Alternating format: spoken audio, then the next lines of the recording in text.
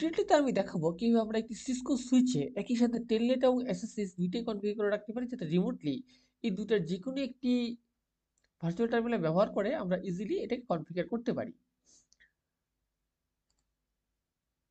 তো সেই জন্য আমাদের যেটি করতে হবে, ফার্স্টে এটাকে একটি কনসোল কেবল দিয়ে কানেক্ট করতে হবে একটি পিসির সাথে, যাতে আমরা ফার্স্ট টাইম কনফিগারটা করতে পারি, আর সেকেন্ড টাইম টেলনেট বা এসএসএস উভয়টা কনফিগার করে রাখবো, যাতে রিমোটলি খুব ইজিলি এটাকে কনফিগার করা যায়। তো আমার এখান থেকে সিসকো কনসোল কেবল নিচ্ছি, এটা আমার ল্যাপটপের RS232 বা রিকমেন্ডেড স্ট্যান্ড 2 3 পোর্টে কানেক্ট করে দিলাম, আর এটি কানেক্ট করে দিলাম এই সুইচটির কনসোল পোর্টে। দেন আমরা কনফিগারেশন শুরু করব। লক্ষণীয়, আমি at a time telnet SSS দুইটাকেও অ্যালাই করতে যাচ্ছি। তো সেজন্য আমাকে অবশ্যই আমার এই ডিভাইস থেকে একটি আইপি অ্যাড্রেস থাকতে হবে, যে ডিভাইসটা থেকে আমি কনফিগার করব, এবং সেটি সেম ল্যানে থাকতে হবে।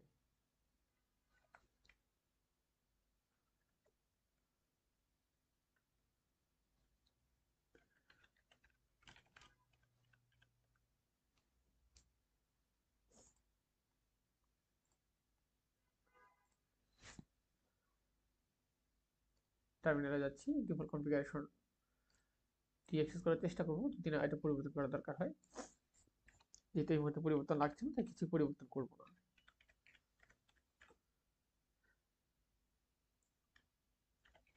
সর্বপ্রথম সুইচটির হোস্ট নেম চেঞ্জ করে নিচ্ছি।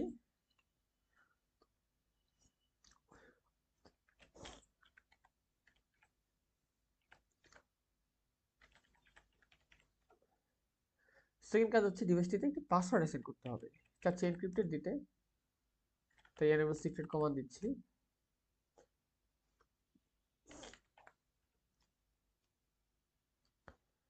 দেন আমি টেলনেটে যেটি কনফিগার করি, আমার একটি ইউজার নেম পাসওয়ার্ড লাগবে।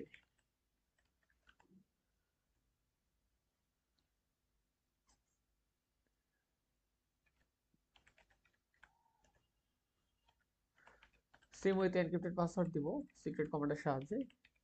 এই ক্ষেত্রে এনেবল কমান্ডটা লাগবে না।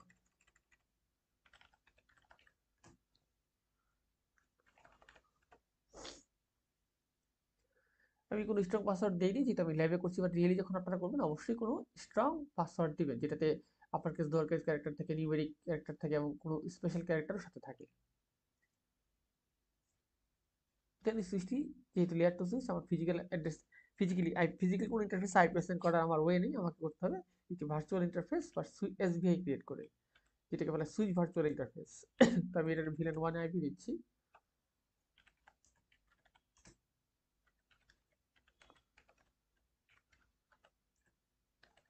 সাবনেট মাস্ক দিতে হবে। কাপ করার জন্য নো শাটডাউন কমান্ড দিচ্ছি।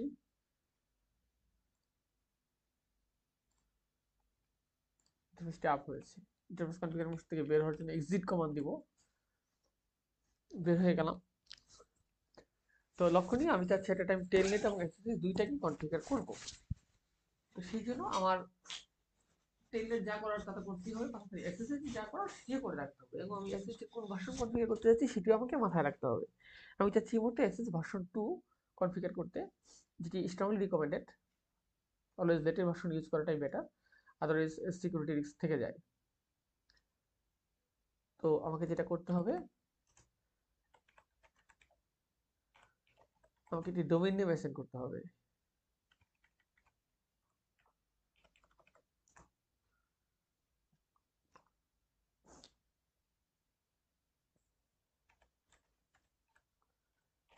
আমি একটি কাল্পনিক ডোমেইন নেম দিচ্ছি, বাট রিয়েল ওটা আপনার রিয়েল যে ডোমেইন নেম সেটি আপনি ইউজ করবেন অলওয়েজ।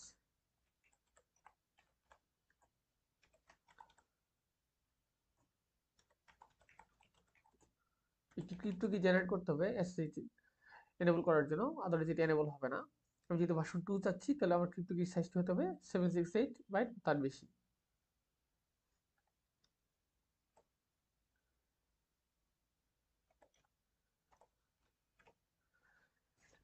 আমি যে বাইটটা দিয়েছি এটি সংখ্যায় বড়, যে এসএসএইচ ভার্সন 2 এনেবল করবে, এবং এটি নন এক্সপোর্টেবল। লক্ষণীয় দেখুন, আমি এসএসএইচ কনফিগার করার জন্য আমাকে যে ক্রিপ্টো কি জেনারেট করতে হবে তার সাইজ হতে হবে 360 থেকে 4096 বাইটের মধ্যে, আদারওয়াইজ এটা অ্যাকসেপ্টেবল হবে না। আর আমি যদি ভার্সন 2 করি সেক্ষেত্রে 768 বা তার বেশি। আমি চাচ্ছি এসএসএল ভার্সন 2 এনেবল করতে, সেই জন্য এই কমান্ডটি আমাকে দিতে হবে। দেখুন এনেবল হয়েছে। আমাদের এখনো বেশ কিছু কনফিগারেশন বাকি আছে। আমি এট এ টাইম কয়জনকে অ্যাক্সেস দিব তারপরে নির্ভর করবে এখানে এই নাম্বারটা। লাইন ভিডিও হচ্ছে ভার্চুয়াল টার্মিনাল, আমি চাচ্ছি একটা একজনকে শুধুমাত্র অনলি একজনকে অ্যাক্সেস করবো, সেক্ষেত্রে 0 দিব। 2 জনকে চাইলে 0 স্পেস 1 দিব। 15 জনকে চাইলে 0 স্পেস 15 দিব। এভাবে যে কয়জন যাবো সেভাবে আমাকে এটি কনফিগার করতে হবে। টেলনেট এসএস দুইটিকে একসাথে এনেবল করার জন্য ট্রান্সপোর্ট ইনপুট অল কমান্ড দিব। শুধু এসএস করতে যদি চেতাম তাহলে ট্রান্সপোর্ট ইনপুট এসএস কমান্ড দিতাম।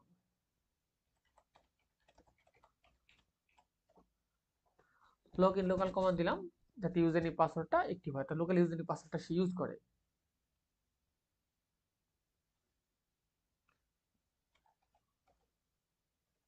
লাইন কনফিগ মোড থেকে বের হবে এক্সিট কমান্ডের সাহায্যে।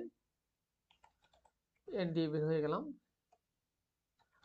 ডুলিয়ার বা রাইট মোড দিয়ে কমান্ড দিয়ে আমি এই জিনিসটিকে সেভ করে নিলাম। যা কমান্ড দিয়েছি আমি যাতে এটা আমার কমেন্ট বা ডেসক্রিপশন বক্সে দিতে পারি সেই জন্য সেভ করে নিচ্ছি আপনাদের সুবিধার্থে। আপনারাও সেভ করে রাখতে পারেন যাতে এই ফিচার রেফারেন্স ইউজ করতে পারেন যে কি কি কমান্ড ইউজ করেছিলেন, যাতে সেটা মনে থাকে। আমরা চেক করি এখন একটা পিসি কানেক্ট করে যে আমার কনফিগারেশনটা হলো কিনা।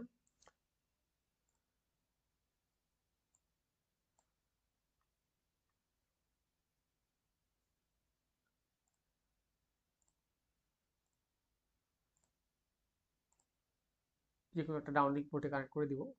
এক্ষেত্রে ফার্স্টে লিখে করছি যেটি আমার ডাউনলিঙ্ক পোর্ট।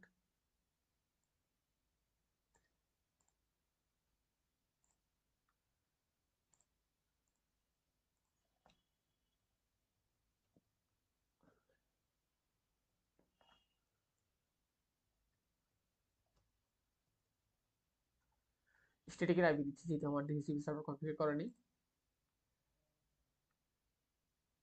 দেখি আমরা এসএসডি অ্যাক্সেস করতে পারি কিনা। ফার্স্ট থেকে পিং করে রিচেবিলিটি চেক করে নিচ্ছি।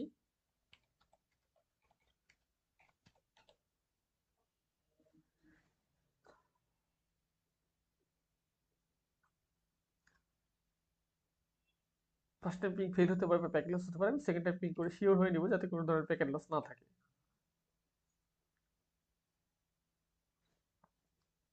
আমার syntax SS space dash L, then হচ্ছে ইউজার নেম দেন টার্গেট। তো আমার ইউজার নেম দেওয়া ছিল সিসকো, টার্গেট হচ্ছে টার্গেট ডিভাইসের আইপি।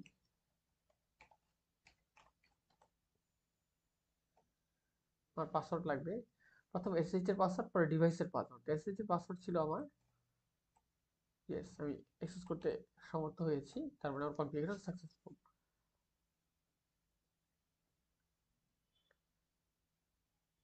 আমার পাসওয়ার্ড চাচ্ছে, তো আমার পাসওয়ার্ড হচ্ছে এখন আমি সুইচের পাসওয়ার্ড দিব। ইয়েস অ্যাক্সেস করতে পেরেছি। দেখুন আমার এসএসএইচ ভার্সন 2 এনেবল করা দরকার ছিল, সেটা আমি সাকসেসফুলি করতে পেরেছি। আশা করি আমি আপনাদের খুব সহজভাবে এবং দ্রুততম সময়ে বোঝাতে সক্ষম হয়েছি যে কিভাবে এসএসএইচ কনফিগার করে আমরা লেয়ার 2 সিস্টেম অ্যাক্সেস করতে পারি এবং এট এ টাইম সেম ডিভাইসে টেলনেটও কনফিগার করে রাখা যায়। তো আমরা এসএসএইচ এর রিচেবিলিটি চেক করলাম, আমি পরের ভিডিওটাতে দেখাবো কিভাবে টেলনেটটা সাকসেসফুল হয়েছে কিনা সেটা আমরা চেক করতে পারি।